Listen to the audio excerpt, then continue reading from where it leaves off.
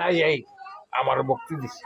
হ্যাঁ দিব, 100 বার দিব। ভক্তি দিছে আমার কিন্তু ভক্তি আপনি খারাপ পাইছেন। এই যে সুদি, এই যে কাম ব্যাগ কথা আপনার আবার খুলিয়া লাগবেন কিন্তু।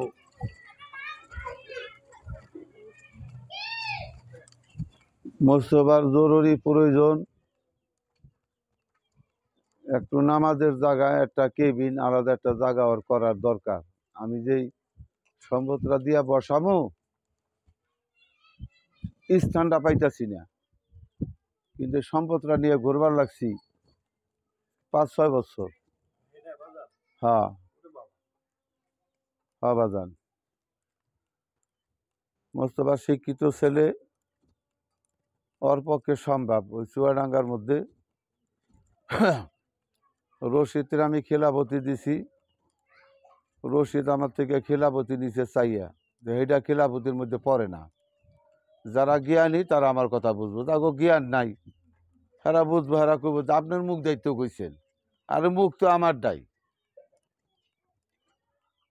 সে তো আমার কাছে চাইছে। বাজান আশরাফ, তুমি যদি আমার থেকে একটা জিনিস চাইয়ে নাও, এই জিনিসটা আর আমার ইচ্ছাকৃত একটা জিনিস তোমার দেওয়ার দাম কোনটা? এই যে বাবা, তা আমি তো ইচ্ছাকৃত দেই নাই।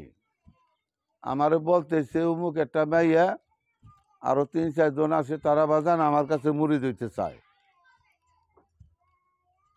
তা আপনি যদি একটু দয়া করে আমার দিতেন তাহলে ওদেরকে আমি মুরিদ করতে পারতাম।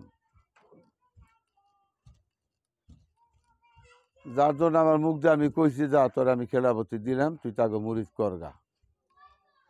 এটা আরো কইছি না বাবা তোমাকে, কিন্তু এটা তো আমার অন্তরের কথা না। সে খেলাপতির যোগ্য না, খেলাপতির কাজ সে আজ অবধি আমার সাথে করতে পারে নাই।